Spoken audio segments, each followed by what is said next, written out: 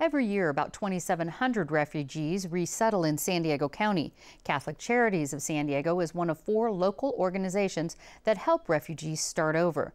My guest, Robert Moser, is Deputy Director with their Refugee Resettlement Program. And Robert, where are most of the refugees? Where are they coming from, the ones that settle here in San Diego? The majority of refugees currently arriving in for the last 5 or 6 years are coming from Iraq. We also have a large Somali population, Burmese, Congolese. We have one of the largest Cuban populations in Southern California, and other countries like Ethiopia. A wide range, I've heard you say. Now, you work with Syrian refugees families here in San Diego, too. How is it decided where they resettle? How do they get to San Diego? Well, that's a long process. First, they have to be admitted into the United States. And usually, refugees who come to San Diego come to join family members. And so if they have a relative here, that would be their anchor. If they're a non-U.S. Thai refugee, that's decided by our capacity here in this area to accept new groups and whether or not other cities have that same capacity. Now, we're looking at video of refugees in Hungary. But back here closer to home, what are some of the challenges refugees face once they get here? Well, starting a new life, learning a new language, finding a job, adjusting to the culture and to the climate, giving up from where they,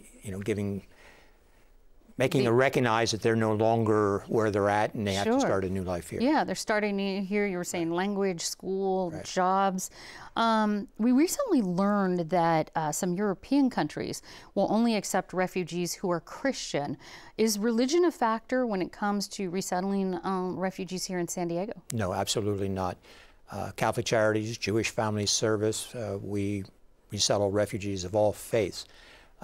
I'm sure that Pope Francis would have something to say about the willingness and openness of people to welcome anybody into their home. What types of services are available through your organization or the other ones here for refugees here? Well, we help them get started. We find them housing, we enroll their children in school, we provide food assistance, we provide assistance in how to get a job and apply for Social Security and food stamps, Medi-Cal, things of that nature. Sure. And who pays for those services? Well, the federal government provides the support for the work of the refugee resettlement programs. In light of the refugee crisis over in Europe, do you expect more Syrian refugees here? Well, the president announced 10,000. This is the time of year when he does the presidential consultation with Congress. So typically we get about 3 to 4% of the national total here in San Diego. So if there's 10,000, we might expect between 300 and 400 Syrians at some point.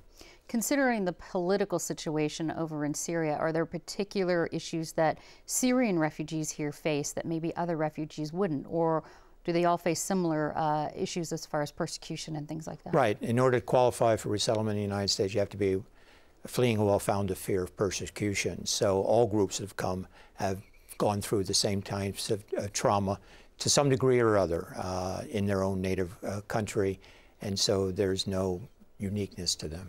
All right. Robert Moser, thank you so much for the update on this. You're welcome.